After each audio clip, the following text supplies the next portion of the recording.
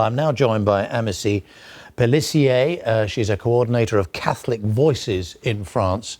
Good evening. Thank you for joining us. Well, we were saying there, terrible shock and a terrible day for the Catholic community in your country. Yes, absolutely. It's a deeply traumatizing news to receive.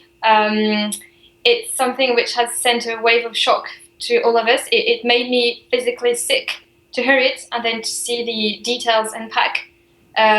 Because you see, it was an 86-year-old old man who'd given his life to the others and to God.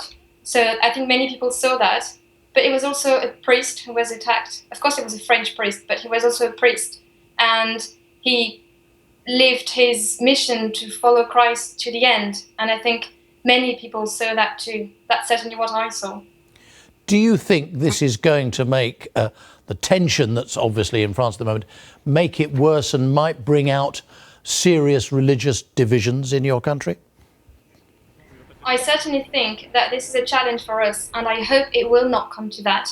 I think, luckily, many people have the sense to see that that's not the way forward, and religious leaders are calling for more knowledge of the other, more understanding and prayer. I was talking just before talking to you with my local Muslim in my street, and he said he was deeply sorry for that and he would pray for me. And that, on the words of the Imam in Saint Etienne du Rouvray and also the Jewish rabbi, it also sends the signal that in front of what's before everything else, an inhuman act, a barbaric act, as Pope Francis said, then religions find it in themselves to pray for peace.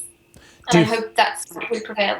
Indeed. And what about security in churches? I mean, you have many thousands of Catholic churches all over the country. Very, very difficult to imagine that they can be guarded. Absolutely. And, that's what makes France beautiful. So it's also a challenge for us at the moment, I'm sure. I think security, we will devise some measures. The government will come up with something and we'll adapt. It's a new threat. These are new times. We've never lived like that before, but we've lived through other wars. So we'll figure out some security responses. I think that's only part of the response. The other response is, it comes from the individual. It's how you see your neighbor. It's how you deal with that. It's how you deal with the fear. It's how you refuse to yield in to hatred. And, for us Catholics, it's so strong that this is what we call the year of mercy.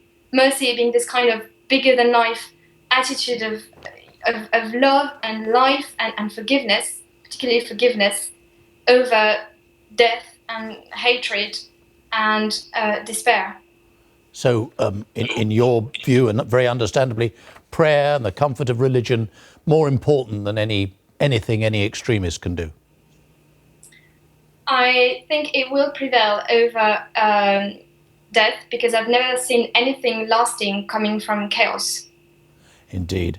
Amicie, thank you very much indeed for joining us.